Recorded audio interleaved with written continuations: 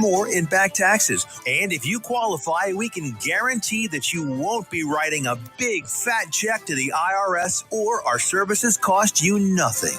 The first 100 people that call today will get a free tax consultation worth $500. Stop worrying about your IRS problem. We can help you, we promise. Call the tax doctor right now. I mean right now, to learn more. 800-240-4587. 800-240-4587. 800-240-4587. That's 800-240-4587. Thousands of aspiring authors teamed up with Christian Faith Publishing to publish their book, because Christian Faith Publishing is an author-friendly publisher who understands that your labor is more than just a book. We provide authors freedom and flexibility throughout the publishing process, professional book editing, award-winning design, and some of the highest royalty structures in the publishing industry. And as always, you will retain 100% of the rights to your book. I was looking to find a company that I could trust, one that assisted in the editing process completely. The most important qualities that I was looking for was a publisher who was honest and upfront, no hidden costs or fees, and owning the rights to my own work. Christian Faith Publishing will publish, market, and sell your books in all major bookstores, online booksellers, as well as specialty Christian bookstores. Call for your free author submission kit. 800-978-4812. 800-978-4812. 800-978-4812. That's 800-978-4812. You're listening to JoCo Community Radio.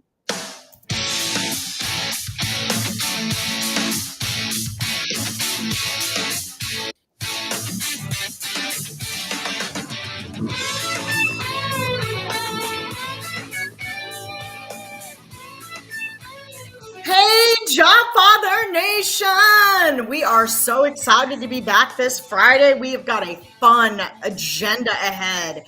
This first half, we are going to be collaborating on all things resumes, as this is such an important topic. But first, we are really excited and honored to be a part of NTX Radio. NTX Radio is a podcast collective, which we love being a part of. Again, podcasts are all the rage these days, but we also, as you know, are on the radio as well, proudly serving all of North Texas and can be heard all over the world. So we are a global outreach, and you can listen to us on the TuneIn Radio app, the NTX Radio app. We're available both Android and Apple CarPlay, or you can just ask Alexa, because I can't say it out loud, to play NTX Radio. Please check out our lineup and more at ntxradio.com. Well, before we jump into our agenda, let's bow our head for a quick word of prayer. Father God, we are just so honored to be here. Help us to support and bring value to the job seeker and job transition community. Please open the most amazing doors of opportunity for them, and don't let them miss anything that you are doing in their life to build fruit during this process. In Jesus' name we pray. Amen. Well, Foster, I'm so excited. I know the first half we get to talk about resumes. And I want to get you to talking. Yeah. And then the second half, you have a great guest, which will allow you to introduce at the second half. But before we get started, any updates, announcements, or dad jokes that we might need to know about? Well, good morning, guys. Welcome to the Jobfather. We're going to talk about resumes today. So we are going to have Tiffany. Hey, Tiffany. We're going to have Jody Mattson. There she is. She just joined us. Check her out there. Hey, Jody. And she's going to be our job seeker today. But as always, I want to go and share with you guys our dad joke for today. The first one. And oh boy.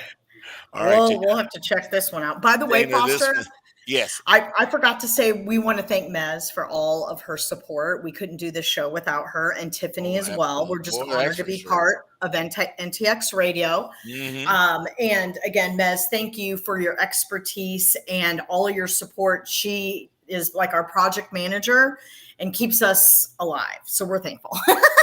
Absolutely. Yay, there's Maz. Hey, Maz. So, Ray, Yes. I want to shout out to Callum's with us this morning. Ray Gilliam, Rex Sow, and oh my good, of course, Maz is with us, and there will be many others. And are you guys ready to roll your eyes in your head? Because it's dad joke time. This is Oh boy. intended to make you guys laugh. And it's real, really, really different. It's real lame this morning, but it is good. Okay. I hope you guys like oceanography. So, you guys heard that song, that Italian song, "When the Moon Hits Your Eye Like a Big Pizza Pie"? That's amore. So then, That's amore. Just kidding. yeah, the second verse of the song is, "When you swim in the sea and an eel bites your knee, that's amore." I'm like, wait. David, I'm Dave trying and to get Jody are it. When holding an out, eel trying to figure it bites your out. knee, that's love. Amore eel. Oh, I Have you don't know what a even moray know that eel that's is? an Have you ever seen a eel. moray eel? No, that's good. Now I learned something Oh new. I my, know a lot about yeah. sharks. Now I know about eels. Google it up. Google it, Andre baby. Andrew Biscoes was. I bet he knows what a moray eel is. Moray eels are probably the most well-known eel. Now, y'all know I'm a nerdy, scientific kind of guy, so I would get that, and I would think that joke is funny. And it's probably everybody out there is going, "What is Foster talking about?" So, guys, go and check out. Google up Moray eel, moray eel. Nah, you're getting it. I see Dana pulling it up now.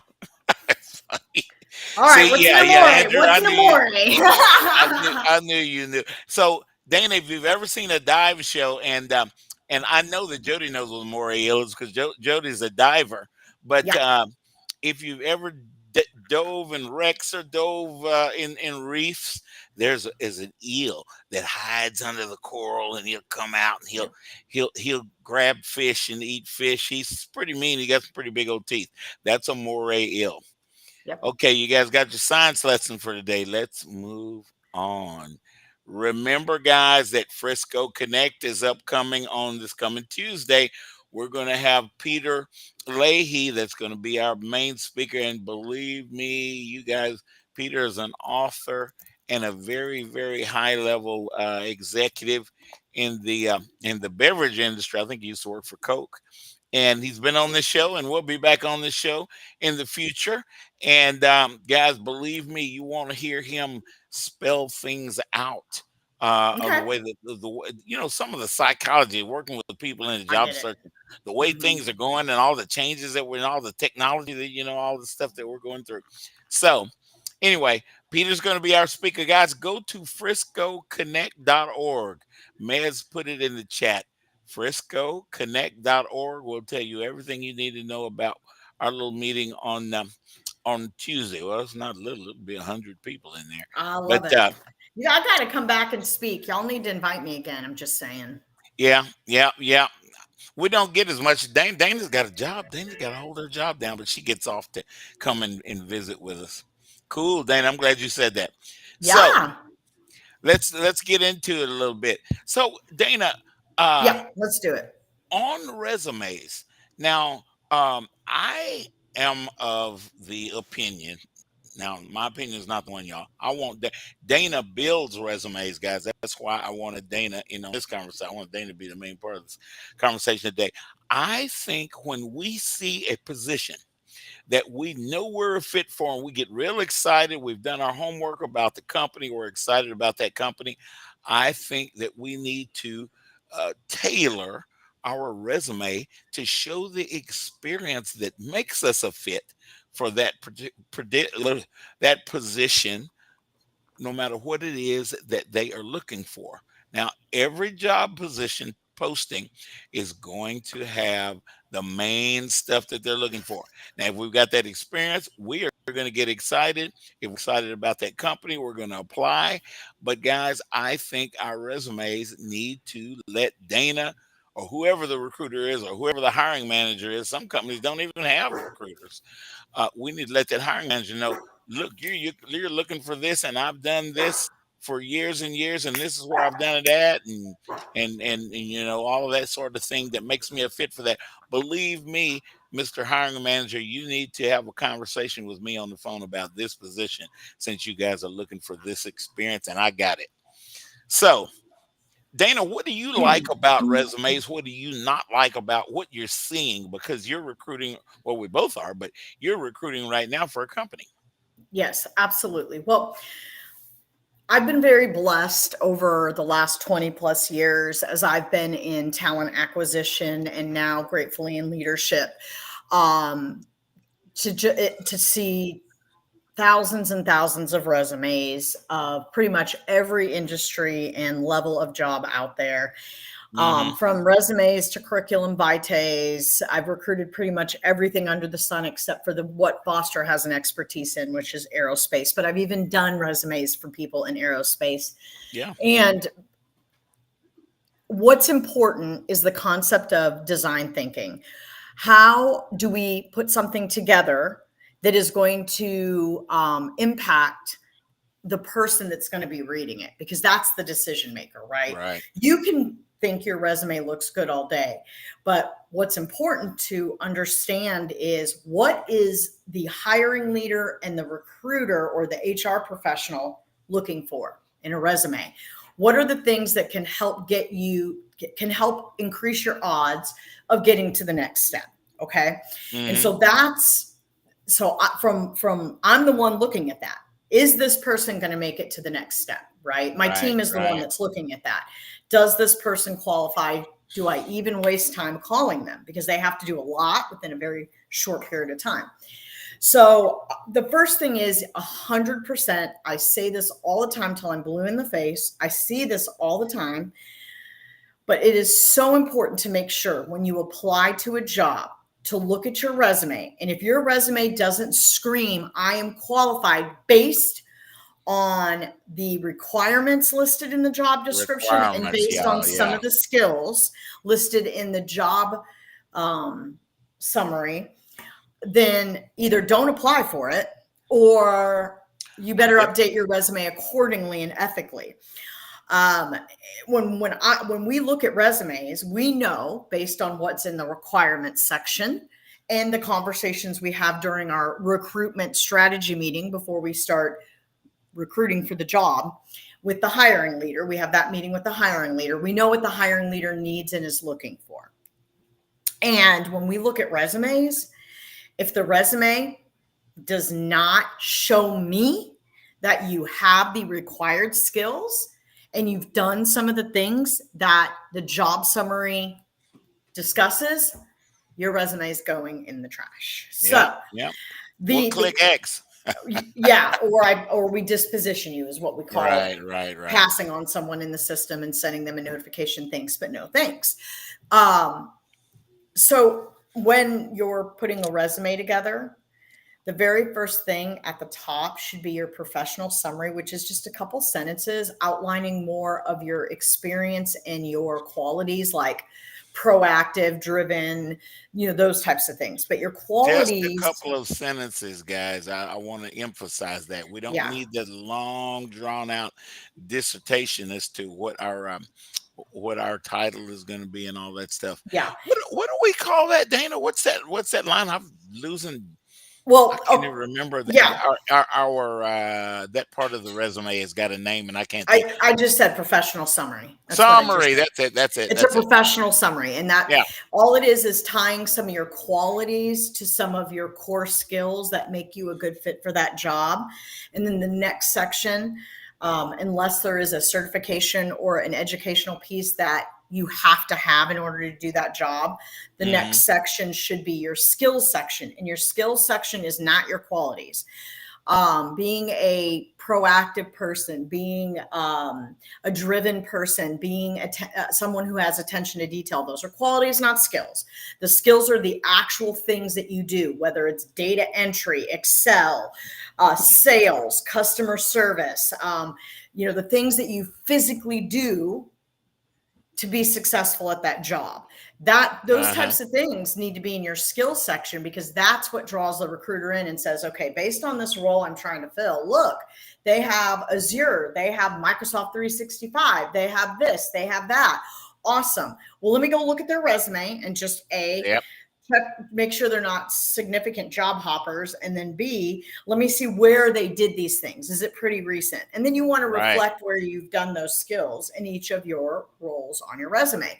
And that's the formula, folks. That is the formula, the key, which is why my company is called Resume Key.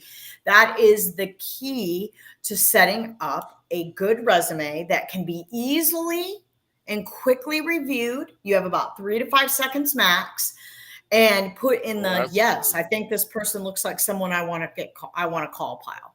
And if you have none of the qualifications, don't waste your time applying to the job. And if you think applying to every job on the website, that's the worst thing you can do. Do not spray and pray.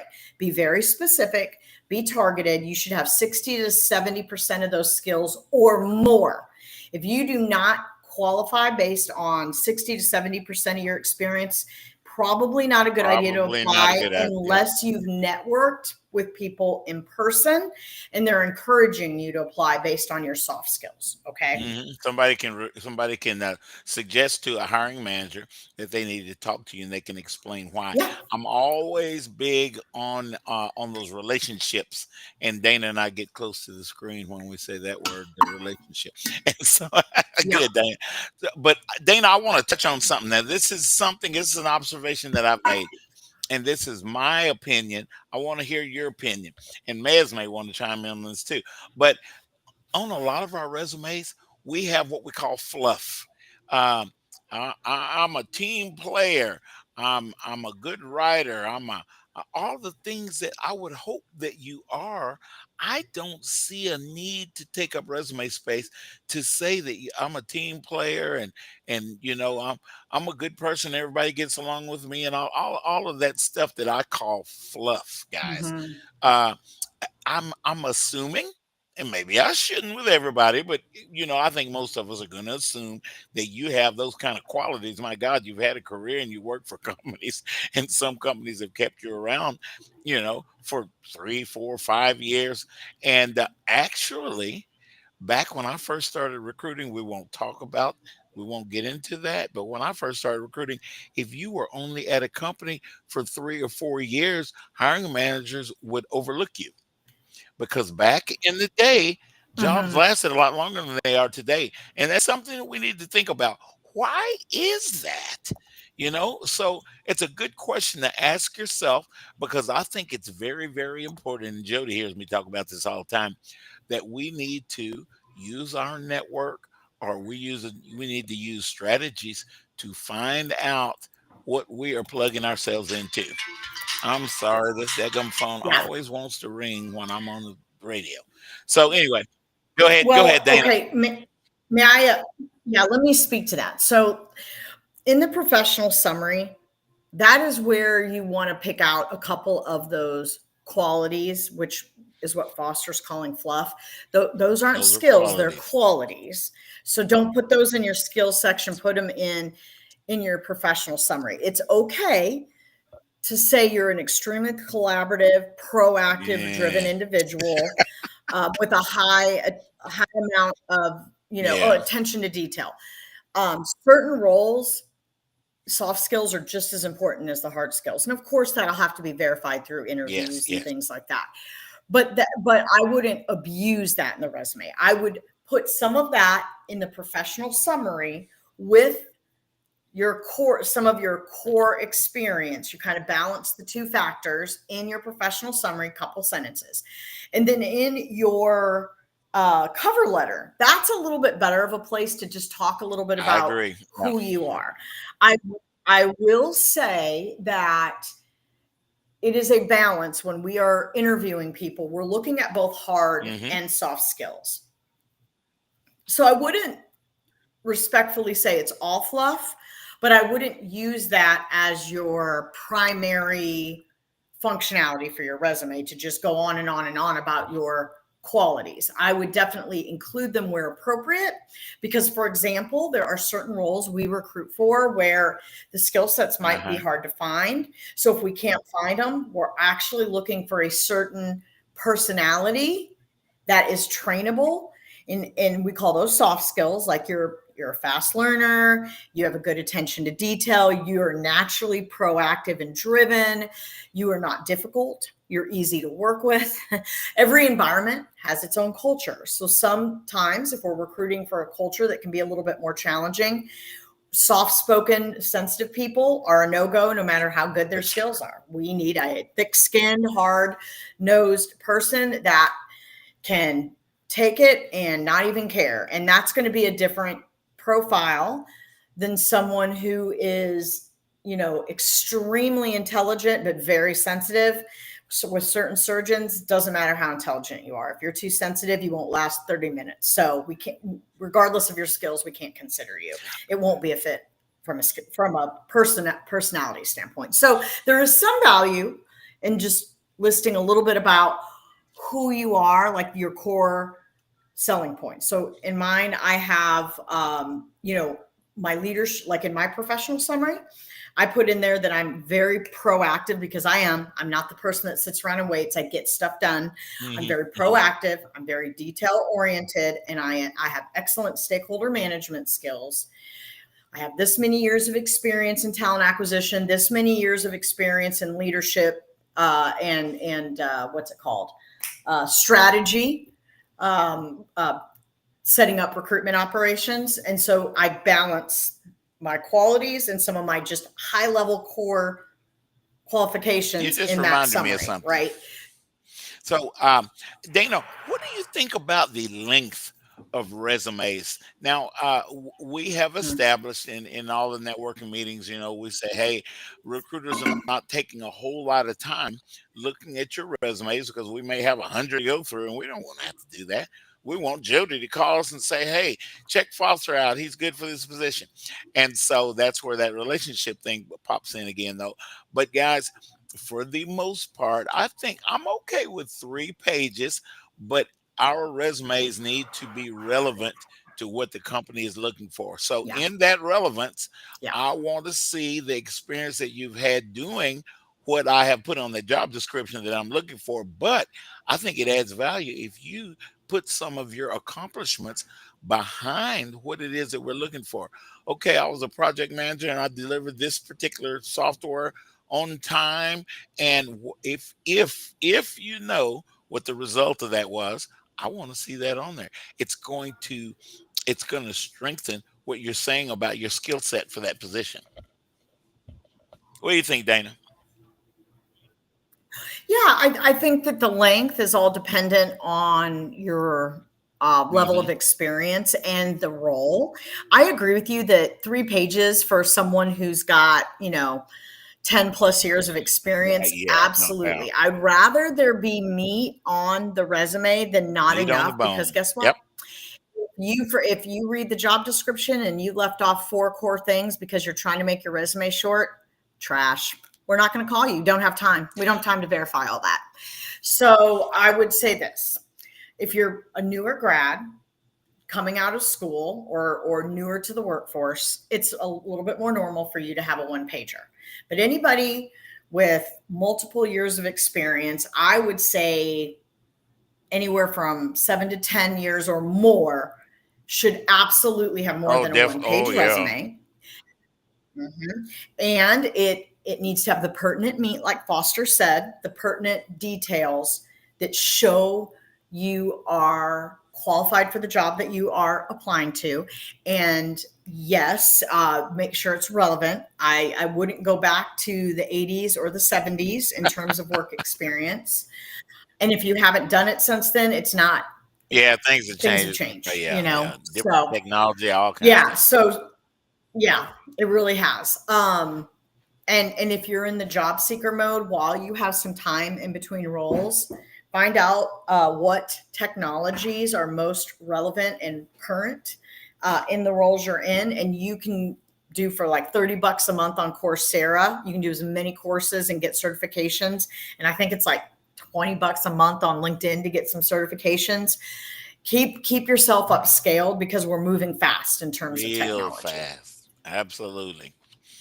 I think anything that exemplifies our experience in a certain area. Now, Dana mentioned before about fast learner and the things that I just Foster. I define that as fluff. But you guys, there are some postings, not very many, but there are some postings that ask for what Foster calls fluff.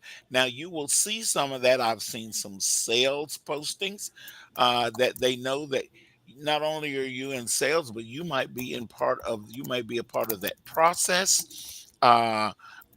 That gives the client what is it they're purchasing from you. How does it work?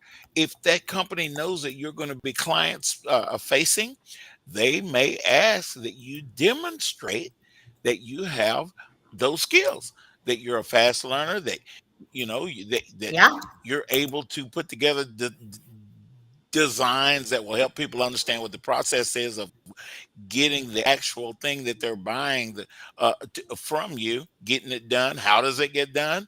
All of that sort of thing. Communication, strong communication skills, things like that. I've seen those job postings. Now, if you guys see those things that Foster calls fluff on a job posting, you better have your resume. Put it in your resume. Yeah, and I agree with you, Foster. There gets to be a point where it is too much fluff, and Yeah, that's not good. It doesn't hurt to have some of your soft skills on there because, especially experienced recruiters, when they get to know who they're recruiting for in that department and that company culture, there's a balance between the soft skills, your qualities, and your natural personality and it is. talents and abilities, and your core skills that qualify you, or core certifications, or core degrees that qualify you for the job. And that balance is important because someone can have all the skills, but again, like in my scenario earlier, Yeah, it's not be a true. fit for the company.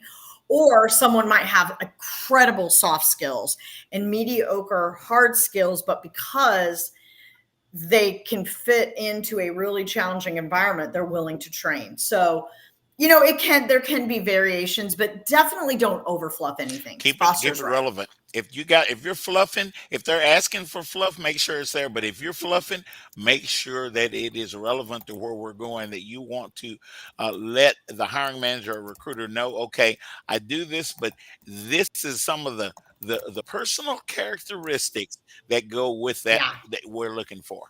It strengthens the whole thing. Yeah, Mhm. it does. Absolutely, Foster. Very good Jody point. is a good example of this. Jody has a really, really, really cool personality and connectiveness with people, and she's very technical, and she can get in there. But you know what? Jody can explain it to you in a way to make you laugh and make you understand where we're going with this thing. Why do we choose to use this technology? Jody does that kind of stuff.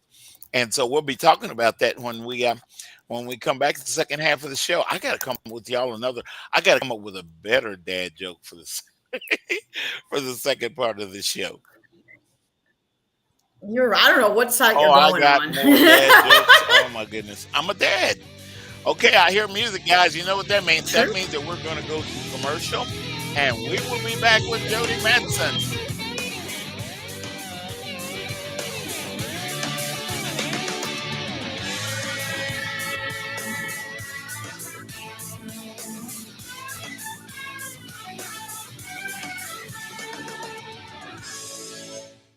Here's important new information from the Diabetes Solution Center for you, a family member, or a loved one suffering with diabetes. If you have lost your provider, or if you need a provider for diabetic supplies, you may qualify to receive your diabetic testing supplies now with little or no out-of-pocket cost, regardless of your age. All you need is Medicare or private insurance to be potentially eligible. Call the Diabetes Solution Center right now for details. Just takes a couple of minutes. Our friendly, knowledgeable agents will give you free, no-obligation information, handle all the insurance paperwork, and make sure your supplies are delivered directly to your door for free. Call U.S. Medical Supply 24 hours a day. 800-597-9323. 800-597-9323. 800-597-9323. Call right now. 800-597-9323. Let's be honest. Wheelchairs are heavy, bulky, and ugly. If you carry a wheelchair in your car to take care of a loved one, you know how hard it is getting that clunky, old-style wheelchair in and out of your car. Introducing the Feather Chair Wheelchair. At 13 pounds, it's the world's lightest wheelchair. It folds in seconds and fits neatly in your trunk, backseat, or closet, so you can take it everywhere. And it's only available right here. Order yours today and get a free wheelchair case, a $50 value, yours free. The Feather Chair. The world's lightest wheelchair is just $4.99 with easy payments as low as $16 a month. Sorry, no Medicare or insurance accepted. So call right now to order yours. 800-823-5826. 800-823-5826. 800-823-5826. That's 800-823-5826. Joco Community Radio. Listen live at tunein.com.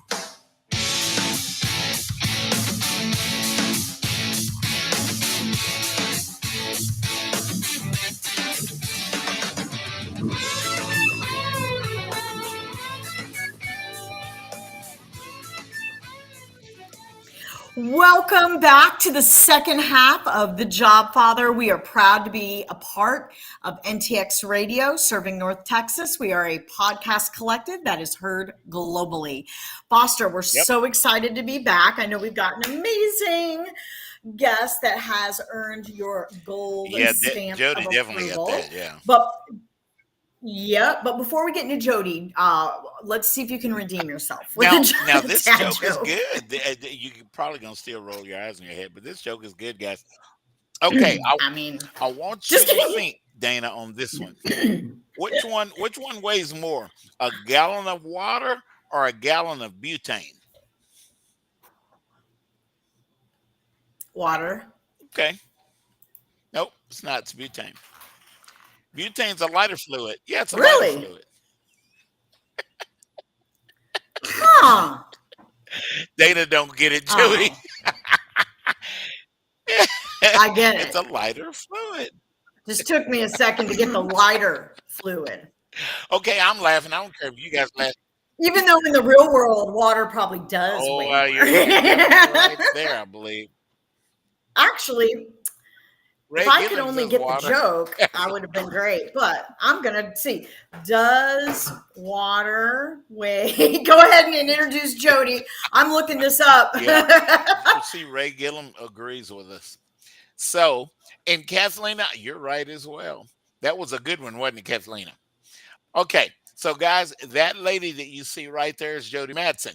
Now, let me tell you a little something about Jody. Jody's my buddy, but Jody is a product management leader. Now, we have products that we put together at these companies, and someone has to manage the team, each individual part of that team that puts that product together to make sure that it functions in the way that we're selling the daggum thing to function. Somebody's got to lead all that. And Jody is that person. Now, Jody is very technical, but I will tell you guys the first thing that I noticed about Jody was her personality.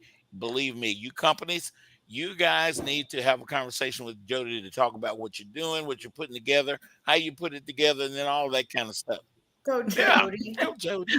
Go Jody. Yeah. And so Jody understood my. We're so glad Jody's here. I know.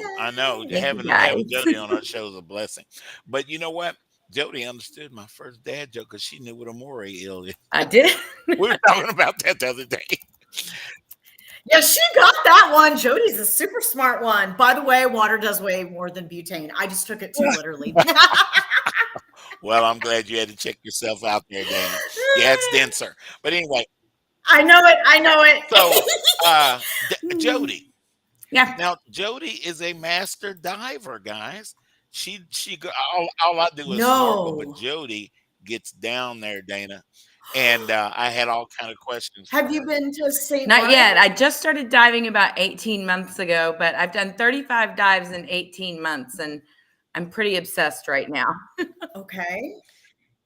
Well, and I'm sorry No, to no, interrupt, I like Foster, this but stuff. just real quick, if you do go to St. Martin, yeah, if you do go to St. Martin, I have a sister and her husband live there. They have a scuba diving business for 20 plus years, and they've been working with, people that come to visit the island as well as like major cruise lines and whatnot. And they actually have a full on shark dive. I've seen a video of it. It's intense. My brother did it. I wouldn't do it. Nope. But he did. He dove, and then all the people have to surround on these rocks and hold them. Like, I don't even know how many feet down. And the sharks swim all around them. Woo! So if you go, I'll introduce Jody, you. I was talking about sharks even the other day. Yeah, that's one of my bucket list places. So I will definitely be hitting you up. Yeah, I'll introduce you to Awesome. Whitney. Awesome. Yeah, no worries. Jody, let's talk Yeah. about what you're looking for and what I've already established that Jody is very technical, so she understands that kind of stuff. Tell us about Jody, some of the things that you've done, what you're looking for. Tell us about Jody. Well, first of all, thank you both for having me on. It's an honor to be here with you guys, chatting with you. So thank you very much. So I am a product manager, and my last role was a director. So I kind of did product management hands-on, and I led product management team. And I'm in the software space. So I build software products. I work with the business to understand their needs and how they want to operate, how they want to function, what kind of software technology they need to do their job the best. Then I take those requirement specifications and go and talk to the development team about how can we accomplish that. So then I switch from like, okay, I get your how to work operationally. So now I got to go to the technical side. Let's figure out how to make this work. How to make that work. So you work with designers, you work with architects, you work with developers to kind of figure out how we can make this work. And then so Jody, I don't think I've ever asked you this, but I'm going to do it right now in front of the whole nation. So Jody, with your personality, I would assume, and my dad told me never to assume, but I think maybe you have been client facing in the past because of your ability to explain things. Is that true? Is that something that our corporations that are listening right now might want to consider? If you hire Jody, you can put her in front of your clients. The funny thing is I've never told you this story, Foster. Tell me.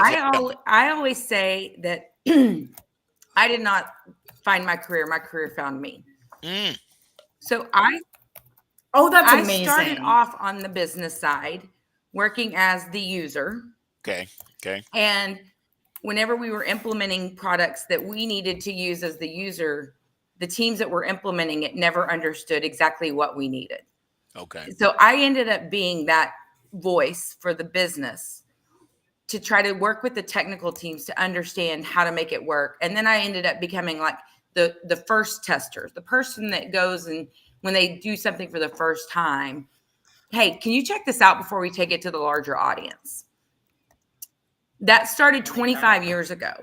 And through the last 25 years, it's just grown and grown and grown. And I've grown into a more technical space versus the business side. But I started on the business side as the front-facing user and really learned the technical side of it as I learned how to communicate my needs as a user to the technical people. So I had great technical people in my life that sat with me, taught me how to read code, taught me how to look at architecture frameworks, taught me how to understand APIs and moving data back and forth between systems. So it's just been a very organic growth over the last 25 years. Yeah. That's why I'm very passionate about what I do, because it grew organically and I love what I do.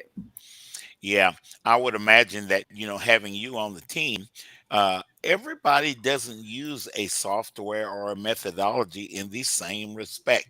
And because of what some companies do, it's unique, and they grew because they're unique in that space and doing it the way they do it. So somebody has got to make the software that they purchase congruent with where they come. Oh, I used a big old word, Dana. I know. I'm impressed right here. I'm like, yeah, you I caught go, myself. Foster. So it's got to, if when you're selling companies, if you're selling a software, and Jody just told you that you're in that software space, that software has to function the way that that company goes to support where that company does in the way that they do it is the reason why a certain client hired IBM instead of Microsoft or whatever it is, because of There you those go. functionality trade secrets, so to speak. So Jody is the one, I Love it. believe. Now I'm just running my mouth. So Jody, you cut me off if I'm wrong, but you will be the one to make sure that that functionality is there, and in that team, whoever builds that portion of the functionality is you make sure that they get it done, and you want to know how quickly they can get it done, because we got to roll this stuff out to the client. They just bought it and they need it next month, they need it next week, or all that kind of stuff. So it's yes, you're correct. But there's other aspects to it. There's custom built software. So Right. sometimes we build it in-house. Sometimes Okay.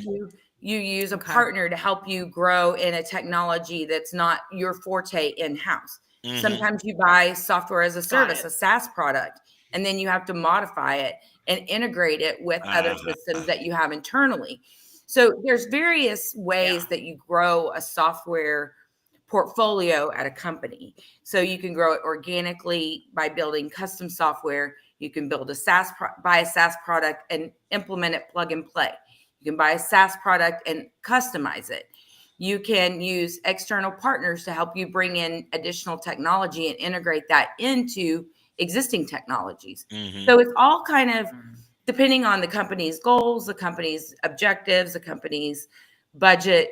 That's when you start making those decisions. And what I do is I bring all of those facets to the table and help make those decisions. What is the best based on the company's goals, the company's budgets, long-term objectives, and how is it going to sustain and grow the business the quickest?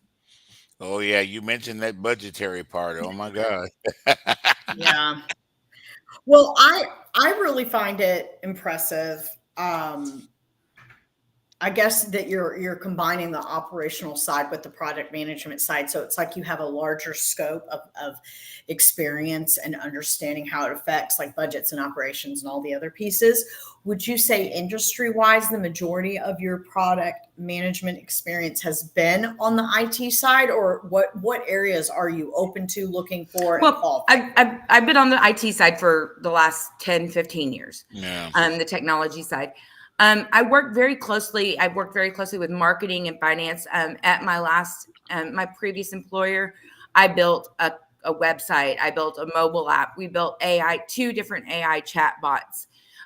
We also had custom software that we maintained and managed and grew and modified as the business grew. So I've worked on the technology side, but I do understand the business side because I can't interpret what the business needs to the technology team unless I truly understand the goals of that department, that company, budget, how they need things to operate for long term. So I have to understand the business side, but I have to know technology to be able to speak to it. Yep. I always say product managers have to have like the ability to flip a coin and change each side of their brain depending on who they're talking to. It's a gift. And it's hard to do, but it's fun. It's because you never get bored. Yeah. Now I'm going to say this. I don't have to say this because most people are smarter than me anyway. But a lot of folks, guys, there's a big difference between a project manager and a product manager. Jody is a product manager. I would bet anything that she's probably got calls from recruiters wanting the project manager. Oh yeah, absolutely. But the product, guys, is what you're putting, is what the company is selling a lot of times in software. But I just wanted to throw that out there. It wasn't necessary, but it was necessary for many years. No, I do think I think it's a great point, and thank you, Foster, for doing that, because projects can't function without project managers. You have to have somebody to manage your resources. You have to have somebody that manages your budget, that puts people's feet to the fire to manage that timeline, the scope, right? That's right. So you have to have that to make it work. What I do is on a deeper dive into the actual, like, what are we building? Like, what is needed? How do we get what we need built? And then I get the pressure from the project manager to make whatever I figure out needs to work, make it work in the timeline and the budget they need it to work in. Uh-huh. I've hired both. I work for a big old company. I'm gonna hold the name back, but we got into a situation where I had to hire a product manager and did such a good job on the first product, our first offering, that the companies started coming in and said, "Hey, you guys did a cool job on that, and you guys are that one company that can do this faction of what it is we're trying to do." And then a whole nother line of business started because we learned something as we were building the product. Thank you, Jody. And then all of a sudden, we're the company that's adept in that particular product that functions that particular way. And a whole new business started out of that. So it's important. These product managers, guys, are very, very important. But since I've been that recruiter before that really, really didn't understand the difference between a product manager and a project manager, and made some, I'm exposing myself here. Yeah, I made some calls to some product managers about a project management kind of thing, and they're like, "Hey, hold up here, Mr. Recruiter." That was when I was younger and I didn't understand as good as I do now. It takes time. I mean, we don't just do that overnight, you know. It does. But guys, a product manager is absolutely, especially in the software industry, it is very important that these people know what's going on and they're able to change on a dime, so to speak, a lot of times. And then there's the budgetary constraints. Oh my God. Yeah. And as a director, which was my last role, I was a director of product management. Right. You also work with senior leadership on your roadmap and your technology roadmap. And if you want to do any type of digital transformation, you work on a 3-year budget, a 5-year budget. You know, you make sure that the technology goals and software goals for that company align with the company's overall direction and objective. Okay. And then you manage a team and you manage all of the products that go into making that company function. You may have products in finance, you have products in marketing, you have products in sales, you have technology products, you have operational products. So you oversee all of that, but making sure that's all aligned with the company's goals and objectives in that same 3, 5, 10-year road mapping process. Interesting.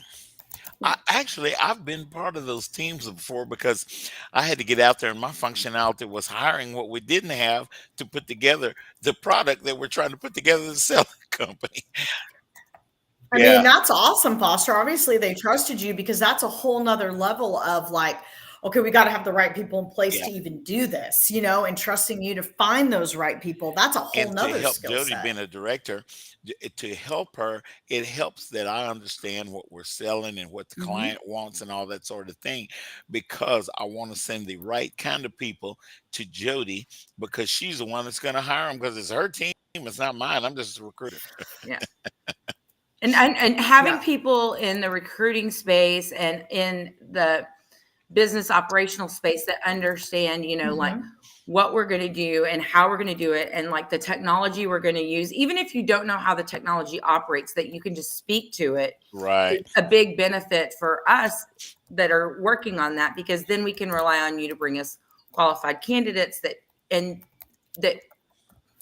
do the job, and that you guys, we have to communicate with you. Product leaders have to communicate with the recruiters and the other stakeholders to make sure that we're building a cohesive team on the technology and the operational side. And you know, when Jody mentioned that cohesive team, guys, there are tangibles and intangibles that go into that. A certain type of person works, and Dana and I have talked about this before. A certain type of person works better with Jody. She manages a certain type of person on her team to get things done. So it is important that, and you guys realize that recruiters have to jump in. This is part of a recruiter's job, to build a relationship. Oh, I better get close to the screen when I say that. to build a relationship with Jody. If I'm going to be hiring people for Jody, I need to know how Jody is and what she's looking for. And, you know, what do we need? Can this thing be done in a certain amount of time? Can this thing be done on this particular budget? If we need to hire components to help us do the job, all of that sort of thing. So, wait a minute, we're supposed to be talking about Jody's product management stuff. We're not supposed to be talking about hiring a recruiter. Well, we kind of are. I mean, Jody's amazing. Yeah. So Jody, talk to me a little bit about what is the ideal opportunity for you? Like, what does that look like? That's a good question. Yeah, I've been very fortunate to work at some really fun places in my past. And I really just, I love product. I want to build and grow software in a dynamic environment where I can help a company achieve their goals. I don't have I'm kind of industry agnostic. I mean, I can slip into any kind of industry. I understand technology and I understand people. And that's what's critical to my job. But I really just want to, excuse me, I really just want to get in with a company that I fit well with personality wise, that I feel has the same core values that I have, that is wanting to grow. I like to move at a very fast pace. So I would like to have a company that moves quickly, that's dynamic, and that has a really good trajectory and idea of where they want to go in the future. If that's small growing to large or large growing to larger, you know, you know, that's kind of what I want. It's really about the feel and the fit and the, you know, just making sure that it's right for myself and right for the company. You know, it's got to be a good fit and a good feel. But I like to move quickly, so I don't want to be put in a stagnant, like slow you don't want to be bored. environment. Yeah. Absolutely. So Jody, guys, I want you guys to there, and thank you, Tiffany, and thank you, Mez, because you got Jody's LinkedIn profile stuff out there. It's Jody. She's a Jody, Jody. And and her last name is not Madison. I've got a good friend. Last name is Madison, but her name is Mattson, Mattson. I want you guys to go and check out Jody's LinkedIn profile, and that's why we put it out there. Companies, go check Jody out, especially if you need the type of functionality that Jody presents. And I didn't want you guys going looking for Jody Madison. It ain't going to exist. You'll probably get my friend Jody Madison. That's happens funny. all That's the funny. time. It's like, be very careful. It does. And then, you know what's cool? You get to know people that you work with, right? Sometimes we spend more time with them. We do our families. So you can talk about diving with Jody. Yes. And you can talk about my shirt here. No. I've got no. I wore this Manchester City soccer shirt because Jody was coming on the show today. I knew she don't like Man City, and so I had to do that. I had to rub it in her face. So guys, Jody is a person that you can have fun with and you can get it done. And I think that's important. In fact, I know that's important, especially in today's time where companies are running so fast that we don't do a solid job all the time because we're trying to get there so fast. Everybody's chasing money. It happens. So, you know, if you're going to put together a product, have that product function in the way that it's supposed to. Yep. And on time and on budget. On time and definitely on budget, boy. They'll make sure that we get on budget. That's on time and on budget is the hardest thing to accomplish, and it's the most important thing to accomplish. On time, on budget, with quality is the way I say it. Yeah. I like the fact that you not only do you put the thing together, but you're involved in testing the daggum thing before it even goes out the door. Me and my team would do the first rounds of testing before it ever goes back to the business users. Make sure that it works the way we feel like it should work.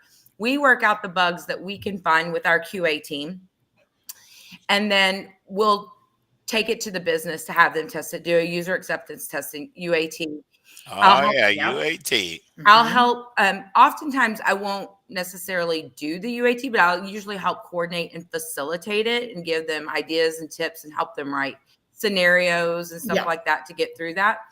Then I take that feedback and go back to the development team, and we work through any issues they find. We make any tweaks, kind of go through. It's an iterative process until it's done. So you just kind of keep going through that, going through that until you get it done. And then we roll it out. And I usually help with the rollouts.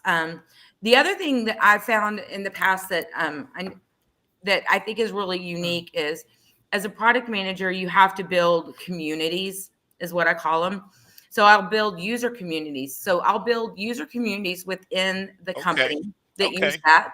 But then if we have external, like B2C products, I will build user communities in our customer base as well. So I can go out to them and get feedback from them as to what they want that product to look like. And then I can send it out to a sampling of our community that uses the products and see what they think about it and tweak it before we send it out to even the bigger community. The entire. No wonder I invited Jody to be on the show. Okay. I'm scared of you. I feel like the user communities, a lot of product people do it, but don't necessarily do it wholeheartedly. I feel like it's a big part of the product process is to build. You can call them super users. You can call them communities. I don't like to call them super users because I feel they're more of a partner than a user of my software. I use them to help build that roadmap, build that strategy, build that functionality. Yeah. So to me, they're part of a community. And so I call them my user communities. Mm-hmm. Hey, Jody, do you happen to know my buddy Andrew Bisco? He put in he knows in his world, he knows about user acceptance testing. Have you ever met Andrew? I have not. Okay, I want that to happen simply because of what you guys do. And both of you guys are part of South Lake Focus Group. So when I see both of you, I'm gonna be the Jobfather. Awesome. I love it. You guys together. Andrew, thanks for joining us. And I knew the minute she said UAT testers, I knew you'd chime in on that one. Yeah. Andrew those two been will on our definitely show connect. before. So you guys got I love it. I'm gonna go find Andrew's show and I'm gonna copy that link. I'm gonna send it to you, Jody. Okay, sounds great. I look forward to meeting you, Andrew. You know, I really like this show today because we have exposed exactly what a product manager will do, a software product manager does, the importance of it being the very thing that the company's trying to buy. I'm real big on this. But hey, if you're going to charge me this much money for this product, it better function in the way that it needs to function. But for that to happen, we've got to communicate that through so Jody can get her folks to put it together. All right, I hear music. I'm running my mouth. I hear music. We will see you guys next Friday. Thank you, Dana. Thank you, Maz. Thank you, Tiffany. Bye, Thank you for having me. Thank you, Jody. Yes.